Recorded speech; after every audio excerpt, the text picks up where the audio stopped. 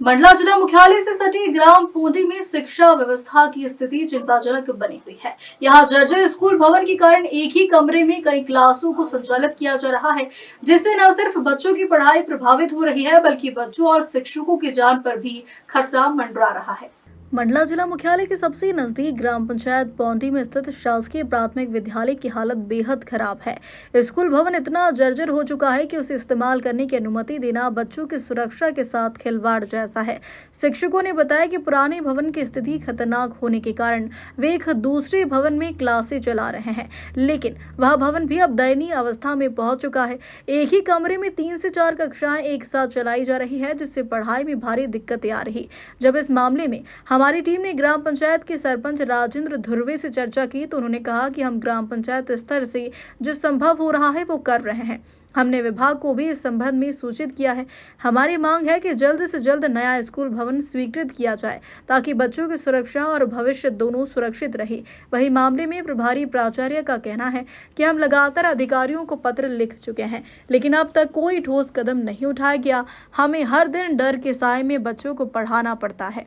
जी sir, ये प्राथमिक शाला मुकद्दम टोला है और मैं यहाँ पर पदस्थ हूँ, प्राथमिक शिक्षक हूँ। मेरा नाम श्रीमती सुनीता तिवारी है। यहाँ पर 1 से 5 तक कक्षा लगती हैं और हमारे यहाँ 45 बच्चे दर्ज हैं और इतने बच्चे होने के बाद भी अभी भी हमारे यहाँ एडमिशन आते जा रहे हैं और इसमें प्राथमिक शाला पौड़ी को ही मर्ज कर दिया गया है। क्योंकि पहले से भी हमारे स्कूल में बहुत सारे बच्चे हैं, पहली से 5वीं तक उनकी बैठक व्यवस्था बिल्कुल नहीं हो पा रही है। इसके बाद एक स्कूल और मर्ज किया गया है, उनके भी 12-15 बच्चे हैं। इससे बहुत ज़्यादा दर्ज बढ़ गई है, जिससे पढ़ाई बिल्कुल नहीं हो पा रही है। तो ऐसे में हम सारी क्लासों को एक कक्षा अलग अलग बच्चों को एक बच्चों को नहीं देख पा रहे हैं, क्योंकि सारे बच्चों को इकट्ठे बैठाला जा रहा है। तो इसमें हम पाठ्यक्रम के अनुसार बच्चों को बिल्कुल शिक्षा नहीं दे पा रहे हैं, क्योंकि इकट्ठे सारे बच्चे बैठते हैं तो सिर्फ उनको बेसिक ज्ञान दिया जा रहा है। तो पहले से भी शाला हमारी ये भी शाला यानी इतनी अच्छी नहीं है ताकि हम अलग अलग बच्चों को बैठा सकें। तो मैं शासन से और सभी से अनुरोध करूंगी कि एक अतिरिक्त कक्ष हम लोगों को दिया जाए ताकि हम बच्चों को अलग अलग बैठाकर उनको उनकी शिक्षा दीक्षा अच्छे से दे पाएं। जी सर, यहाँ भी सीपेज हो रहा है, ये स्कूल भी, ये बहुत पुराना स्कूल है। तो इसके लिए भी मैं शासन से मांग करूंगी कि इसको भी अच्छे से सुधरा दें या अतिरिक्त कक्ष कम से कम 2-3 तो कक्ष दे दें। जी, बात की सूचना आपने अधिकारियों को दी?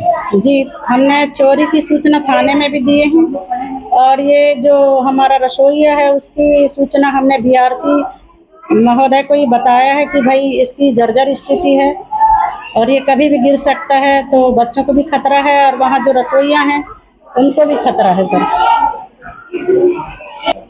सर हमने प्रस्ताव में बीआरसी को भी दिया है और पंचायत में भी यही चर्चा किए हैं, पिछले बार प्रस्ताव भी दिए थे। सर विभाग की ओर से हम लोगों को सांत्वना दी जाती है कि हो जाएगा या अभी देखते हैं।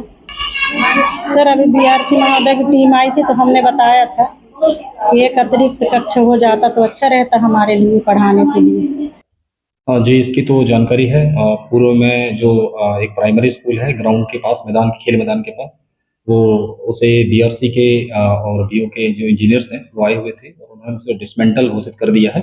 तो वहाँ के जो 12 बच्चे हैं वो ये ग्राम पंचायत पौड़ी के बाजू में जो एक प्राइमरी स्कूल है मुकद्दम टोला नाम से, यहाँ पे उस स्कूल को मर्ज कर दिया गया है। लेकिन ऐसा बताया जा रहा है कि वो अस्थायी रूप से मर्ज है। मेरे साथ मुकद्दम टोला प्राइमरी स्कूल की दोनों शिक्षिकाएं बैठी हुई हैं और इनके द्वारा मुझे जो जानकारी मिली थी उस हिसाब से एक बार हमने अतिरिक्त कक्ष के लिए प्रशासन को सूचित भी किया था। अभी वर्तमान में टोटल बच्चों की संख्या 57 है और ऐसा एक रूल है कि नियम है सरकार के कि 2 शिक्षक 60 बच्चों के बीच में 2 शिक्षक हो सकते हैं और लगातार एडमिशन्स हो रहे हैं, आ रहे हैं एडमिशन्स के लिए और यही एकमात्र अभी प्राइमरी स्कूल है मुकद्दम टोला का। और 30 सितंबर तक एडमिशन होने के वो है, मतलब 30 सितंबर तक एडमिशन्स होते हैं, तो उस हिसाब से बच्चे काफ़ी आ सकते हैं, क्योंकि ये गाँव में बच्चे जो हैं काफ़ी हैं।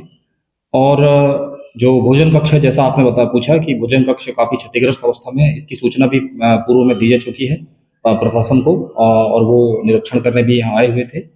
दरअसल दिक्कत ये है कि हम इसकी मांग शिक्षा विभाग से कर सकते हैं, ट्राइबल के उसके जो किसी असिस्टेंट ट्राइबल कमिश्नर वेलफेयर के अंतर्गत है ये स्कूल, तो हम मांग ही कर सकते हैं। पंचायत के जो फंड्स हैं वो डिवाइडेड हैं, जैसे टाइट फंड है, अनटाइट फंड है, तो इसके लिए जिन कामों के लिए वो फंड्स हैं, उन्हीं कामों में हम उन धनराशि को खर्च कर सकते हैं। ये एक दिक्कत है, लेकिन हम लगातार प्रयास कर रहे हैं, क्योंकि हमारे ग्राम पंचायत पौड़ी का ये स्कूल है, एकमात्र स्कूल है, और हम आपके माध्यम से शासन प्रशासन को ये मैसेज पहुंचाना चाहते हैं कि जर्जर अवस्था का जो एक स्कूल है, अतिरिक्त कक्ष की हमें ज़रूरत है, और जर्जर भोजन कक्ष भी है, तो कभी भी कोई गंभीर घटना घट सकती है, जिससे जन धन को हानि हो सकती है। और आपके माध्यम से मैं शासन प्रशासन से अपील करूंगा कि जल्द से जल्द जो न्याय संगत है उसके लिए बजट अलॉट करने की कष्ट करें। हाँ, अभी 4-5 महीने तक प्राइमरी स्कूल जो मैदान के बाजू में है, काफ़ी पुराना प्राइमरी स्कूल था वो, 1960-61 का, तो वहाँ उस स्कूल को जब डिसमेंटल किया गया अधिकारियों के द्वारा, तो वहाँ के बच्चों को और वहाँ के स्टाफ को हमने 4 महीने के लिए एक अतिरिक्त कक्ष दिलाया था, लेकिन वो उसे हम रेंट पर लिए थे, ग्राम पंचायत पौड़ी के द्वारा रेंट वहन किया गया। लेकिन चूंकि जिसका हमने मकान लिया हुआ था वो भी मैदान के पास ही है, खेल मैदान के पास, उन्हें खुद की ज़रूरत के लिए उन्होंने आग्रह किया कि हमें इसकी ज़रूरत है, और इस वजह से हमें फिर वो अतिरिक्त कक्ष के रूप में हमने जो लिया था रेंट पर, उसे हम खाली कर दिए। अब हमारा ये प्रयास है कि यदि विभाग के द्वारा एक अतिरिक्त कक्ष अलॉट कर दिया जाता है जल्द से जल्द, तो ठीक है, या नहीं किया जाता है तो फिर हम अपनी तरफ से एक प्रयास करेंगे, या पीएचई मंत्री श्रीमती संपत्ति योगी जी से हम प्रयास करेंगे, और हमारे स्थानीय जनपद अध्यक्ष सोनू भलावी जी, जिला पंचायत अध्यक्ष संजय कुशराम जी से ये प्रयास करेंगे मिल करके, या फिर सारी कोई एक धनराशि जैसे मिक्स्ड करके जो कन्वर्स होते हैं, जैसे मनरेगा मजदूरों के लिए जो मजदूर काम करेंगे अतिरिक्त कक्ष में, वो उसकी धनराशि मनरेगा से वहन होगी। इस तरीके से हम कन्वर्स करके राशि खर्च करके और अतिरिक्त कक्ष बनाने का प्रयास करेंगे।